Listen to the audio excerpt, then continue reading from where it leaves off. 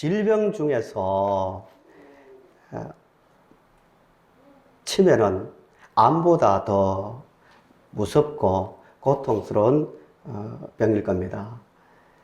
치매의 원인을 보니까요, 자료를 보니까 한 60%가 뇌 속에 이상 단백질이 쌓여서 신경세포가 죽어가면서 생긴데 이게 알츠하이머 병이라고 하죠.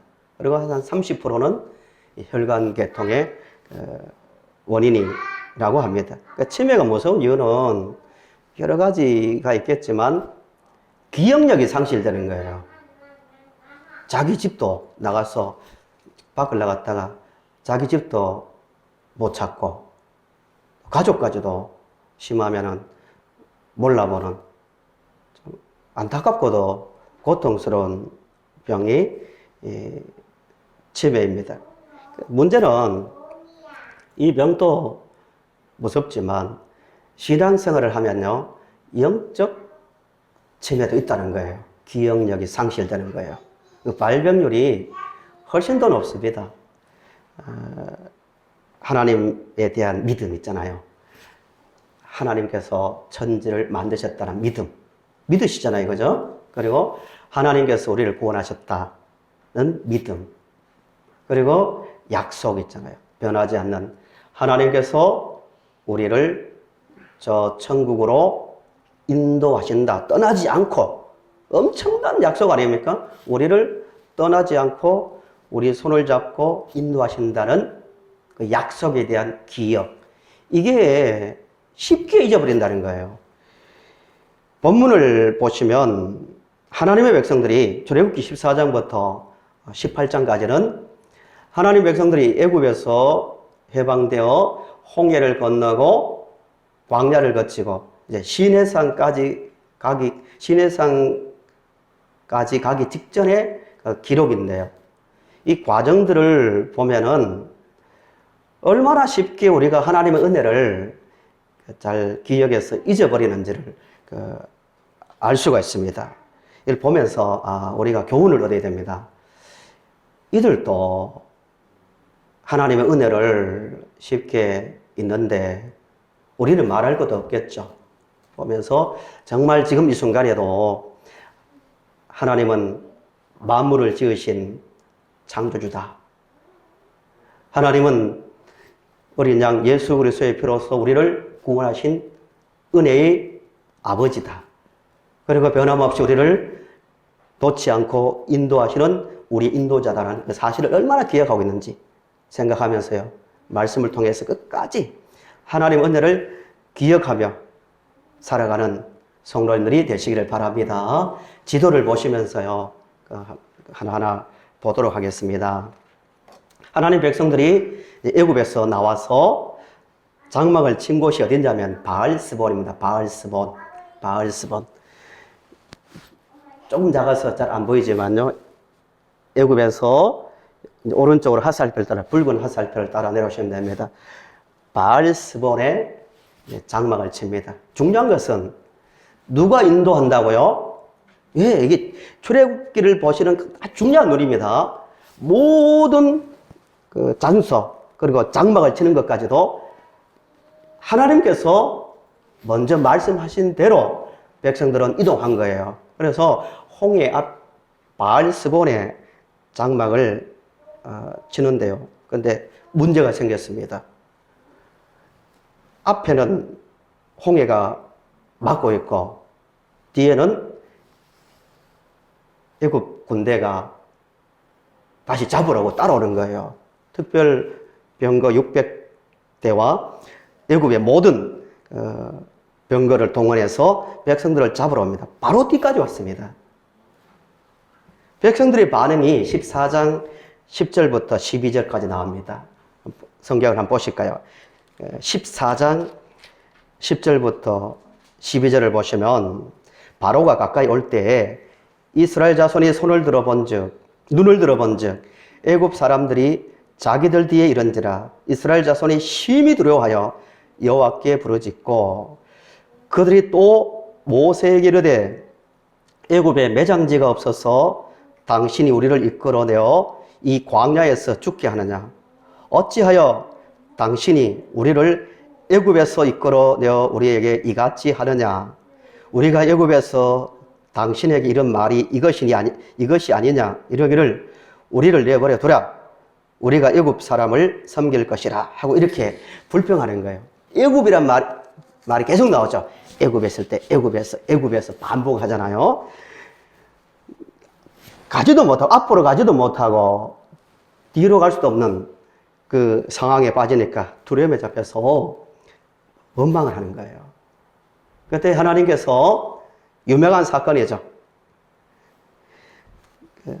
모세를 통해서 밤새도록 동풍을 불게 하여 바닷물을 말려버립니다. 밤새도록 일순간에 갈라진 건 아니죠. 밤새도록 바람을 불게 하여 홍해 바다를 마른 땅처럼 건너게 하고 추격하던 애국 군대는 바다에 빠져 죽게 됩니다. 하나님 백성들이 이 사건을 경험하면서 너무 좋아서 부른 노래가 오늘 읽으신 15장입니다. 성경에 나오는 최초의 찬송이라 할 수 있죠. 첫 번째 찬송이고 성경 마지막에 나오는 찬송의 모형이 됩니다. 거의 비슷합니다. 출애굽기 15장은 성경에 기록된 최초의 노래, 그리고 요한계시록 15장에 기록된 노래는 본문 출애굽기 15장과 거의 같은데요. 마지막 노래입니다. 둘 다 공통점이 뭐냐면은 둘 다 건널 수 없는, 인간의 힘으로 건널 수 없는 죽음의 바다를 건너고 난 다음에 노래예요. 그래서 계시록 15장 2절에서 4절을 화면을 한번 보세요. 계시록에는 불이 섞인 유리바다예요. 불이 섞인 유리바다를 건너고 난 다음에 성도들이 모세의 노래, 어린 양의 노래를 불러 전능하신 이여 하시는 일이 크고 놀라우시도다 하면서 하나님을 찬송합니다. 누구의 노래라고 했습니까? 모세의 노래. 계시록은 구약에 일어난 사건을 참고해서 기록한 성경입니다. 에덴 동산 이야기도 나오고 또 흐르는 강도 나오고 비슷하게 나옵니다. 구약은 타락의 역사였다면 창세기부터 초반에 나오는 것은 계시록은 구원의 역사입니다. 근데 모세의 노래, 어린 양의 노래를 하는데 출애굽기 15장 1절부터 21절까지요. 21절 사이에 하나님과 관련된 그 다음에 그분, 그 얘기가 50번 나옵니다. 21절 중에서 50번 하나님을 이름이 나옵니다. 그만큼 감격했다는 거죠. 우리가 애굽 군대에 잡혀서 다시 노예로 살든지 아니면 바다에 빠져 죽든지 해야 되는데 하나님께서 바다를 갈라주셨으니까 얼마나 놀라운 사건입니까? 그래서 노래를 지어서 소고를 치고 춤을 추며 하나님을 서로 얼굴을 보면서 하다하며 찬송했다는 거예요. 저도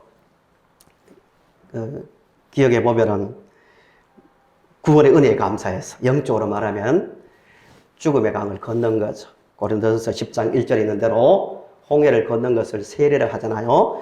구원을 받고 난 다음에 찬송을 부르는데요. 길을 걸어가면서도 부르고 또 밤에 하늘을 보면서도 100번이고 1000번이고 몇 시간 동안 찬송한 기억이 납니다. 구원받았으니까요. 이 노래는 구원받은 사람만 부를 수 있는 거예요. 구속의 은혜를 알아야만 부를 수 있는 노래인데요. 그때 부른 노래가 이런 노래들입니다. 나 같은 죄인이 용서함 받아서 주 앞에 옳다함 얻음은 확실히 믿기는 어린 양 예수의 그 피로 속죄함 얻었네. 거룩한 천국에 올라간 후에도 넘치는 은혜의 찬송을 기쁘게 부르는 어린 양 예수의 그 피로 속죄함 얻었네. 이어서 나의 기쁨 나의 소망 되시면 나의 생명이 되신 주 밤낮 불러서 찬송을 드려도 늘 하신 마음 부딜세. 여기서 끝나는 게 아니고 또 있습니다. 나의 진정 사모하는 예수님 음성조차도 반갑고 나의 생명과 나의 참 소망은 오직 주 예수뿐일세. 이걸 밤에 어떤 데는 두 손 들고요 이렇게 사람 없을 때 엉덩이도 흔들면서 이렇게 막 100번이고 불렀는데요 지루하지 않아요. 왜 그럴까요? 죽음의 바다를 하나님의 은혜로 주의 피로써 주의 피를 뿌려서 그 바다를 갈라 죽음의 바다를 넘은 그 감격이 있으니까요. 구원받은 사람만 부르거든요. 2000년 기억하는데 2000년에 봉고차 2대를 가지고 중국에서 이제 렌트한 거죠. 동북 삼성 쪽으로 이렇게 교회를 순회하면서 한 기억이 나는데요. 우리가 내륙을 통과하다가 길을 잘못 들어가지고요. 2시간 늦었습니다. 저녁 집회가 7시인데 도착이 9시였어요. 중간에 물론 전화하면서 우리가 늦는다고 했지만 도착했어요. 성도들이 6시부터 모여가지고 기다리는데 뭘 하고 있었을까요? 9시까지 찬송하고 있었어요. 2시간 이상요. 아무도 뭐 이렇게 왜 늦었냐고 이렇게 막 쳐다보지도 않고 환한 얼굴로 어린 아이들부터 어른들까지. 그러니까 2시간 늦었으니까 거의 3시간을 찬송했죠. 그때만 해도 준비 찬송을 1시간씩 불렀거든요. 듣기로는. 다 찬송 부르며 기다리고 있는 거예요. 지금은 많이 달라졌지만 부엌도요, 교회 부엌도 이렇게 재료가 없으니까 시멘트로 이렇게 싱크대를 만들고 또 마당도 항토로 되어 있고요. 길도 다 대부분 비가 오니까 질퍽질퍽합니다. 그런데도 모였어요. 밤에 그렇게 찬송을 부르더라고요. 왜 불렀을까요? 하나님의 은혜에 대한 기억이 있으니까요. 하나님이 우리를 구원하셨다. 우리는 하나님의 백성이 되었다는 은혜 때문에 그 은혜가 있으니까 그렇게 찬송하는 겁니다. 근데 문제가 이거예요. 본문에 하나님의 백성들이 바다가 갈라진 경험을, 바다가 갈라진 다음에 그것을 통과한 경험을 하고 난 다음에 이제 문제가 발생합니다. 딱 며칠째? 3일째. 3일째 수르 광야에 오는데요. 지도를 계속 따라오십시오. 홍해를 건넌 다음에 수르라는 광야에 왔는데 문제가 생깁니다. 물이 없는 거예요. 있긴 있는데 그 물이 쓴물이에요. 바닷물이 아무리 많이 있어도 마실 수 없는 것처럼 저는 성분을 잘 모르지만 그 물이 있어서 마실 수 없는 거예요. 얼마나 괴로운지 그 지명을 마라, 쓴물로 지었습니다. 그때 또 원망합니다. 백성들이 15장 24절에서 원망하여 불평합니다. 그때 하나님께서 나뭇가지를 던져서 마실 수 있는 물로 바꾸어줍니다. 기적이죠, 기적. 그 마라 수르 광야를 통과한 다음에 이제 신 광야에 옵니다. 16장 1절입니다. 16장 1절에 한 달 만에 딱 애굽에서 나온 지 한 달 만에 일어난 일인데요. 거기에서 또 문제가 생깁니다. 이번에 어떤 문제냐면 먹을 게 없는 거예요. 계속 걸어가도 먹을 것이 없는 거예요. 다시 질문을 합니다. 지금 누가 이 길을 인도하고 있습니까? 누구요? 하나님입니다. 기억하면서 보셔야 됩니다. 이스라엘이 에이, 우리 저쪽으로 갈 필요 있냐?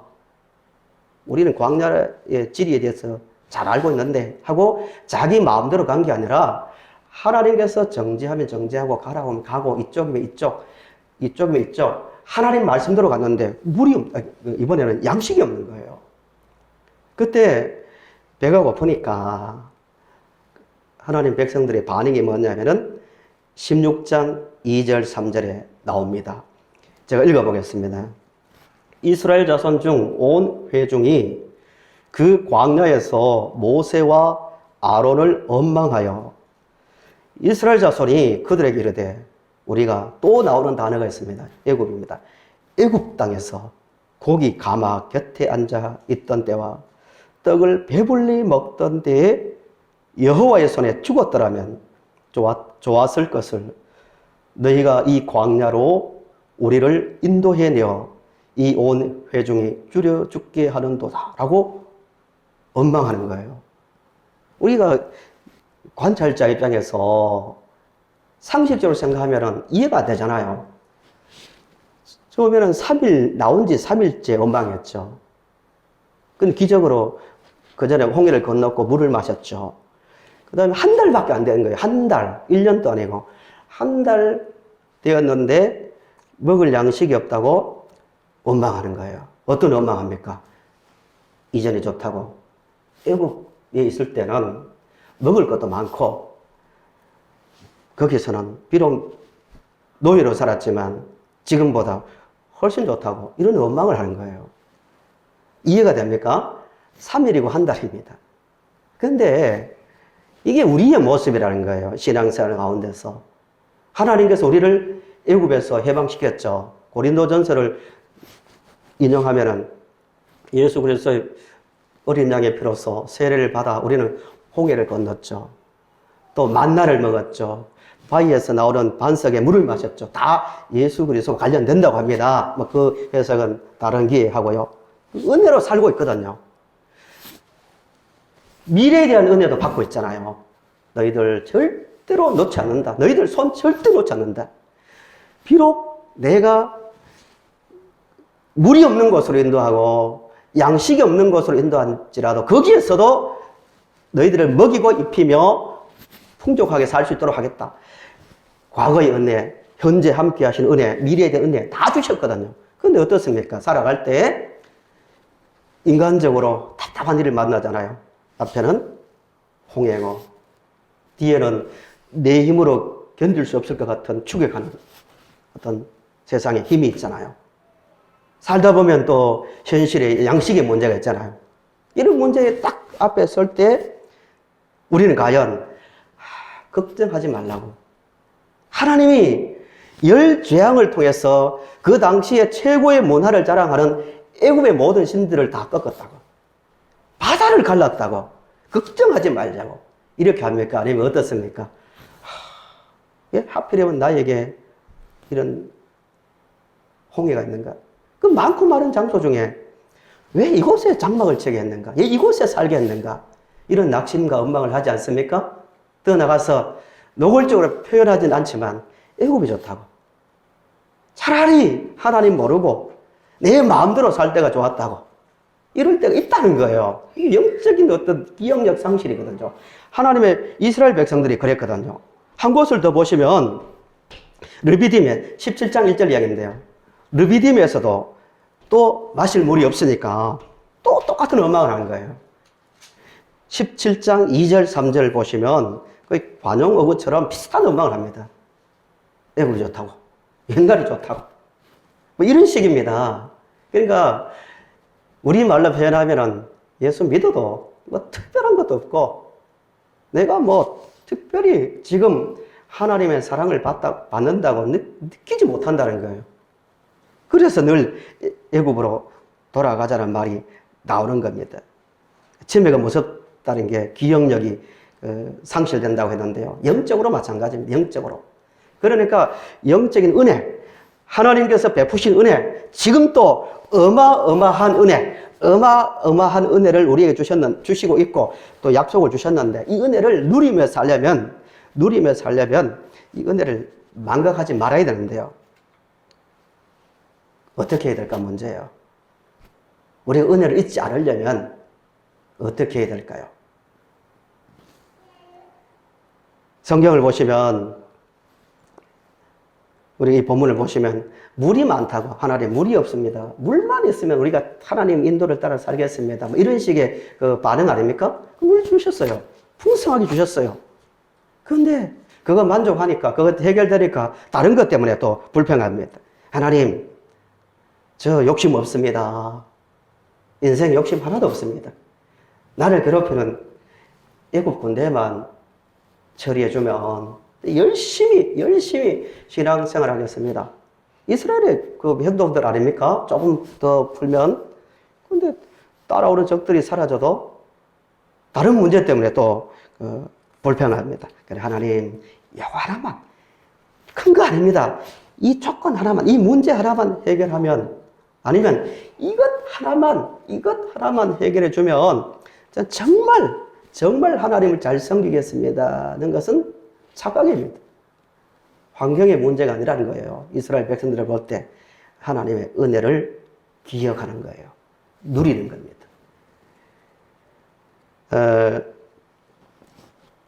참 안타깝지만 요즘 계속 나오는 통계가 있는데요. 각 교단마다 교세 통계를 1년에 한 번씩 냅니다. 우리 때만 해도 신학대학은 입학 경쟁률이 4대1에서 낮으면 한 3대1 정도 됐습니다. 지금은 거의 대학원이 유명한 대학이 다 미달되고 있습니다. 물론 몇 교단은 아니지만, 그리고 교단마다 10만 명씩 급속도로 줄어들고 있습니다. 가속도가 붙고 있습니다.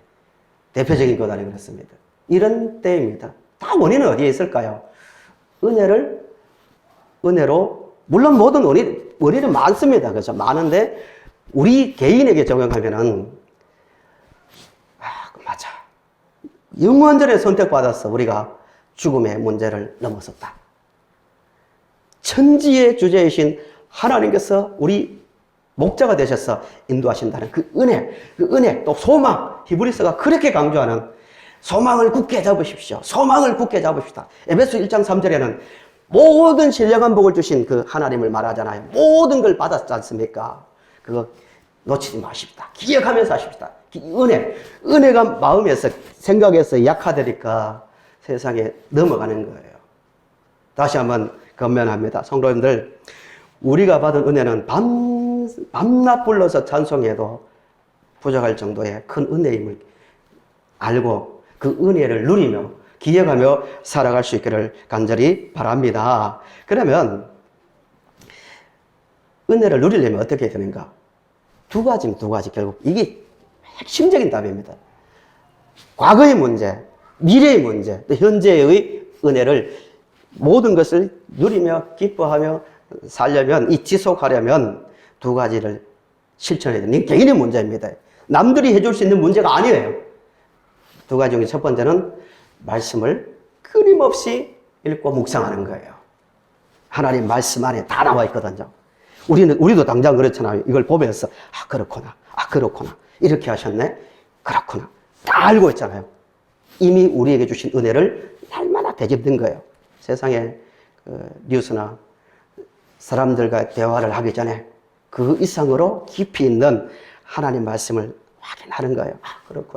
그렇구나. 이 말씀을 되새기는 그 생활을 해야 되고요. 두 번째는 기도 생활입니다. 기도 생활. 기도 중에서도 대표적인 게 주기도문이죠. 주기도문이 고시시간 어떤 고상한 특별한 단계에 이른 자의 기도가 아니라 그 뜻은 이게 기도다 이 뜻이에요. 이렇게 기도하는 게 바른 기도라는 거예요. 그 기도가 하나님에 대한 모든 은혜를 담고 있거든요. 창조자 하나님, 구원하신 하나님, 약속하신 하나님. 예를 들어 볼까요? 주기도문 중에서. 주기도문의 시작이 뭐죠? 하늘에 계신 우리 아버지요. 장소가 아니라고 말씀드렸습니다. 장소가 아니라고. 하늘은 하늘에 계시는 통치자, 주권자를 말하죠. 매일 고백하는 거예요. 이게 기도예요. 일상의 삶 가운데서. 우리가 홍해 앞에 있던 어떤 현실에 어떤 문제가 있던 순간순간 습관적으로 나와야 됩니다. 이게 사람이기 때문에 잘 안 되거든요. 그러니까 끊임없이 나와야 됩니다. 하늘에 계신 우리 아버지요. 하늘에 계신 우리 아버지. 괴로울 때도, 혼란스러울 때도, 힘이 빠질 때도, 지칠 때 있잖아요. 신앙생활 하다가 막 지칠 때 있잖아요. 지치지 않는 게 더 위험할지 모릅니다. 진지하게 신앙생활 하면 지칠 수 있는 거예요. 누구든지. 그때도 하늘에 계신 우리 아버지. 그 다음에 쭉 나오는 게 나라가 임하시오며 일용할 양식을 주시오. 이걸 뭐라 합니까? 통치. 이 주기도문이 이 사건을 배경으로 나온 거거든요. 일용할 양식을. 하나님, 우리의 뭐라고요? 인도자입니다. 지금 이 순간에도, 지금 내 현실 속에서도 하나님이 나를 먹이시고 입히시며 이끌어 가시는 분입니다. 현재의 통치를 인정하는 거예요. 그것만 있습니까? 나라와 건세와 영광이 아버지께 장차 이루어질 그 영광을 말한 거거든요. 이게 기도입니다. 이 고백이 계속 나와야 됩니다. 하나님께서 구원자요. 하나님께서 오늘 우리와 함께 하시는 분이요. 하나님께서 약속하신 것을 이루시는 분임을 믿습니다. 이 고백이 계속되어야만 뭐가 가능합니까? 하나님의 은혜가 현실 속에서 나타나고 기억됨으로 은혜로운 은혜 안에서 살 수 있다는 겁니다. 말씀의 결론입니다. 성도 여러분, 우리는 누가 뭐래도 하나님의 어마어마한 에베소서 1장 3절 말씀대로 모든 신령한 복을 이미 소유하고 있는 자들입니다. 믿으시죠? 근데 그 문제가 이거라고 말씀드렸습니다. 하나님께서 그렇게 사랑하시는 이스라엘 백성들을 왜 그렇게 그런 길로 인도하셨을까요? 지도를 보면요. 이 지도를 보면 북쪽으로 요셉이 애굽에 온 길로 가면요. 광야도 만날 필요 없는 거예요.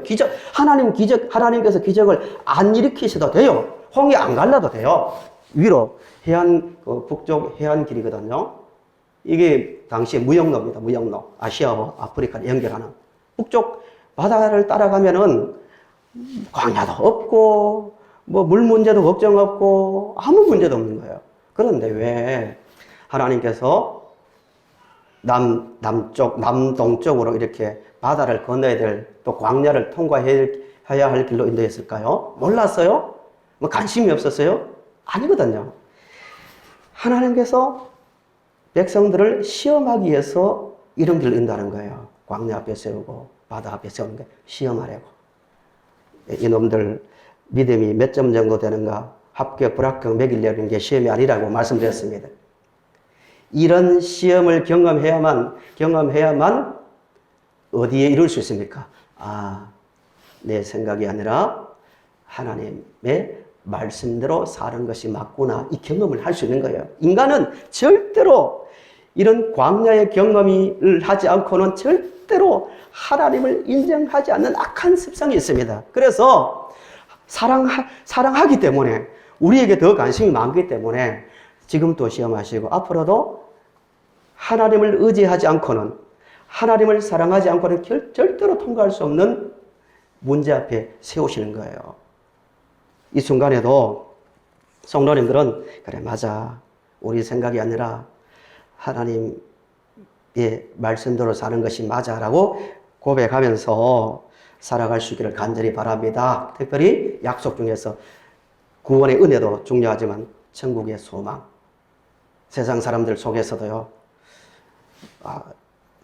어떤 삶의 정의를 새롭게 내려줘야 됩니다. 교회가 정말 빛된 생활을 하고 있느냐, 소금의 역할을 감당하느냐 알 수 있는 게 그겁니다.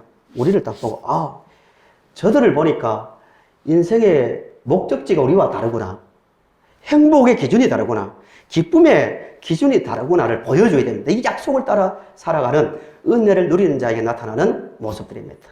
오늘 말씀을 생각하시면서요, 우리도 각자마다 걸어온 길은 다르지만 하나님께서 약속하신 가나안 땅, 천국을 향하여 걸어가고 있는데요, 하나님의 그 신실한 그 약속, 이미 이루신 그 은혜를 생각하며 하나님을 신뢰하며 살아가는 우리 성도님들이 되시기를 바랍니다.